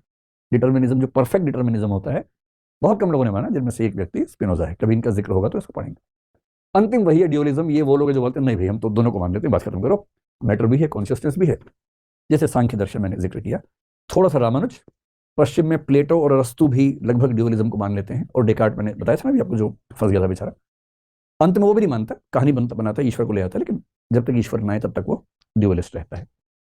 अब जो पूरी बात हुई, अगर मैं इसको एक डायग्राम में समअप करने की कोशिश करूं, अगर आप समझ पाए हैं तो आप इसको एंजॉय करेंगे। इस सब को पढ़ने के बाद जीवन का उत्साह कम मत कर लीजिएगा, शाम को पार्टी होनी चाहिए जैसे होती है वैसे ही। अब इस बात पे पार्टी देना कि किसी को नहीं पता, मुझे भी नहीं पता, इसी बात पे इसी बात पे एक समोसा खा लो, क्या दिक्कत है? समोसा मैं कह रहा हूँ, आप जो भी खाते हैं, मतलब मुझे नहीं पता क्या आपका शौक है। इन दोनों चीजों को एक बार मिला के देखते हैं। अब तक हमने जो पढ़ा, मैंने कहा था कि संख्या के हिसाब से 3 विचार हैं। पहला क्या है? लिखने के बाद बोला तो क्या बोला? पहला क्या है? मोनिज्म है। मोनिज्म को हिंदी में क्या बोलेंगे? एकवाद बोल देंगे, जिसका मतलब सिंपल सा है कि अंतिम जो सत्य है या सत्ता है एक है, बस। ठीक। एकवाद से आगे बढ़ेंगे तो क्या हो जाएगा? ड्यूअलिज्म, और इसको हिंदी में बोलते हैं द्वैतवाद। तीसरा क्या हो जाएगा? प्लुरलिज्म। इसको आप अनेकवाद कह लीजिए, आसान शब्द रखते हैं। कुछ लोग इसको बहुलवाद कहते हैं, कुछ बहुतत्ववाद कहते हैं। बहु मतलब छोटी मात्रा वाला, बहु नहीं। पर ये जो बहु है, छोटे वाला हु है, मतलब वैरायटी के सेंस में। तो तीन रास्ते हैं, अंतिम सत्ता एक है, दो है, बहुत सारी हैं। कितना सिंपल है, ठीक है। अब जो मानता है कि एक है, उसके पास क्या रास्ता है? या तो मान ले मेटीरियल है, या वो आइडियलिस्ट हो जाएगा। आइडियलिज्म का मतलब क्या होगा? चेतना है। या वो मान लेगा कि न्यूट्रल है। क्या मैं आपको तीन शब्द समझा पाऊंगा? बताइए। पहला, कुछ लोग हैं जो मेटीरियलिस्टिक मोनिज्म मानते हैं, अंतिम सत्ता एक है और भौतिक है।